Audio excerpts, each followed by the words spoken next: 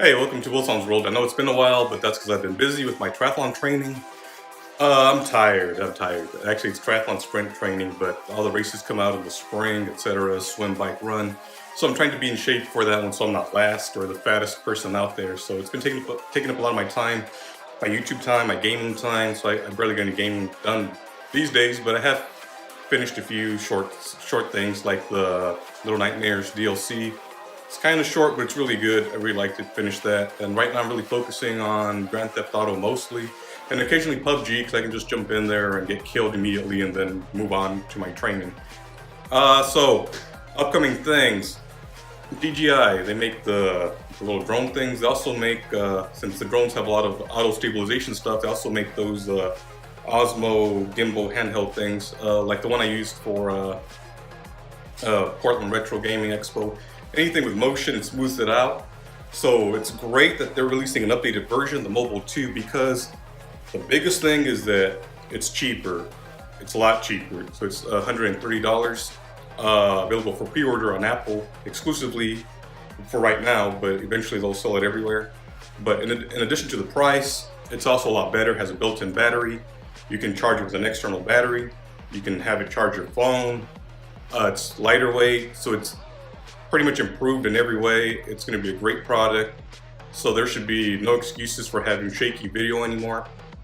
Pick up one of these and you can have nice, smooth video. And they really needed a cheaper product because I think Smooth Q is the other brand that was kind of competing with it, but now there's no reason to get a Smooth Q when you can just get the DJI Osmo Mobile 2, and it comes out in a few weeks, so I pre-ordered that. Lately I've been pre-ordering stuff and just waiting for it to show up on my doorstep eventually. The other thing I pre-ordered from Castlevania Games was they have an R-Type collection coming out for Super Nintendo, and a Holy Diver game. I think it's like Castlevania. And actually I need to check. I'm not sure if it's a Super Nintendo game or a NES game, but in any case I pre-ordered those. Once again, I'll be waiting like 4 weeks, 5 weeks to get those. As soon as I get those, I'll do some gameplay stuff for them. Another thing that's coming out for pre-order, or came out for pre-order, is the Apple HomePod. No, I did not pre-order that one. Why? Because it's too expensive, $350 for essentially a home assistant speaker system thing. It's just too expensive right now. I'm sure it sounds good, and when it comes out, it's not going to be fully functional until a software update later. So it looks okay, but honestly I'm not interested in that. I'll have to wait and see. Just like the little earpods, I waited and saw on those, and actually the little earpods, actually they're called AirPods, they turned out to be a great purchase. They're great. They really sold out last holiday season, and if you have especially an Apple product, there's no reason not to get those. Get those, you'll thank me later. Wow. So, you see right here, I have Donkey Kong Tropical Freeze running. There's a reason I have it up here. Essentially, it's because it's being ported to the Switch. So I have a few mixed feelings about that. For one, you know, from a Nintendo supporter, I did support the Wii U, one of the few people that did. And, you know, the games were great on there. Tropical Freeze, Mario Kart, Bayonetta. It had a great Nintendo library. Obviously, it's a Nintendo product because the third party abandoned it. But for the Nintendo products, they were pretty AAA, Mario Maker, etc. So Nintendo right now, instead of wasting those games on the system nobody played, they're porting them over to the Switch, which the Switch is doing excellent. It has a really strong library, not just because of these ports that are coming in, because it really has third-party support. I was surprised to see Doom on there. The Switch does have some issues, though. I don't like that a lot of games, half of it you actually download. So on the cards, it's just a bare bones game, then you download the rest. From a collecting standpoint, it's kind of a negative. But anyhow, it's great for the library. So Tropical Freeze is one of the ones that they did announce that's being ported. Now, you know, since I have it for the Wii U, it's kind of a tough decision because it's $60. So it doesn't really make sense to buy it, maybe, unless I really want to play it on the go, which would be the only reason to buy some of these ports over again. For the portability, you can take it on the go with you or whatever.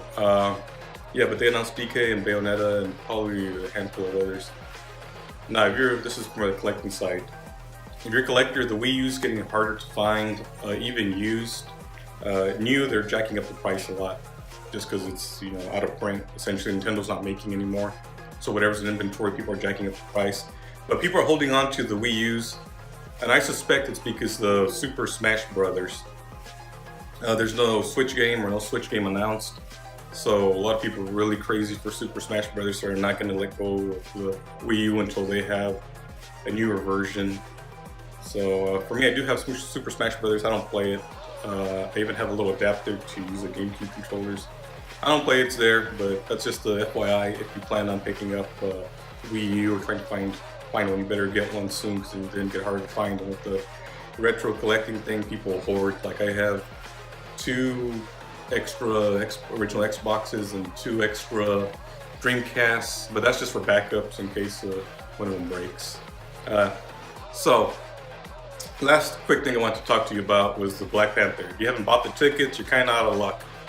Unless you want crappy seats and you may have to have the neck brace after watching the movie, because the crappy seats are usually the ones in front when you're doing this.